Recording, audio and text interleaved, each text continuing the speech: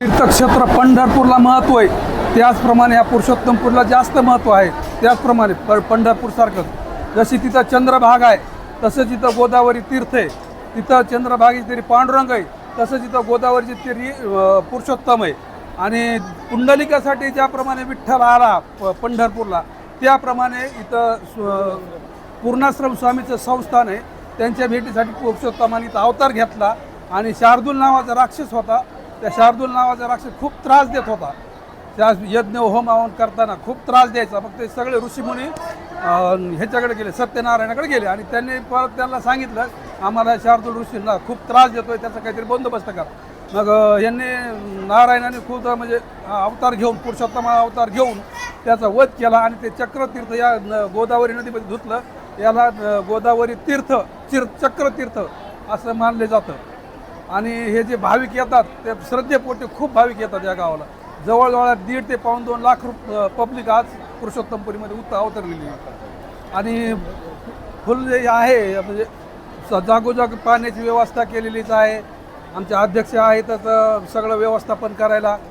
आणि त्याचे सहकारी मित्र पूर्ण सहकार्य करतात. पूर्ण नियोजन, पूर्ण गावाचं नियोजन आहे. पूर्ण कोणी शेतीत कामाला जात नाही एवढा महिनाभर. पूर्ण लोकांची म्हणजे सेवा करतात पूर्ण. जशी कुंभमेळ्याची पर्वणी असती, अशी ही एक आज एकादशीची पर्वणी मानली जाते. म्हणून एवढा गर्दा झालेला आहे, गंगेहून डबल लाईन लावलेली आहे, तरी लोक आणखीन दर्शनासाठी येतातच आहे. आणि एवढे लोक झालेत तर तिथं स्वयंसेवक उभे आहेत. पिण्याच्या पाण्याची सोय आहे. पाठीमागं आपली पिण्याच्या पाण्याचं एक जार प्लॅन्ट आहे, शेट्टे साहेबांनी दिलेलं एक जार प्लॅन्ट आहे. त्यानंतर तुळजा भवानीचे तर एवढे उपकार आहेत. पहिल्यापासूनच त्यांचं जसं अधिक मास चालू आहे तसं त्यांचं पाणी आम्हाला. आणि एवढे पाण्याची सोय असून पुन्हा मंदिरामध्ये जी शेड आहे त्याच्यामध्ये फोगर बसवलेले आहेत, पंखे आणि कूलर या तिन्हीचा मिळून एकदम इतकं वातावरण याच्यात गार म्हणजे एक हिवाळ्यासारखं वातावरण झालेलं आहे. आज कमीत कमी 1.5 लाखाच्या पुढं भाविक येते. टोटल गावात चक्कर हाणली मी, दुसरी तिसरी चक्कर झालेली माझी. गोदावरीपर्यंत रांगा लागलेल्या आहेत. गोदावरीपासून गाव जवळजवळ म्हणजे 2500 फूट अंतर आहे सगळं. टोटल आम्ही नेटसाठी मोडले, पूर्ण तुडुंब भरलेलं आहे. एवढा करता आज भाविकाचा झालेला आहे.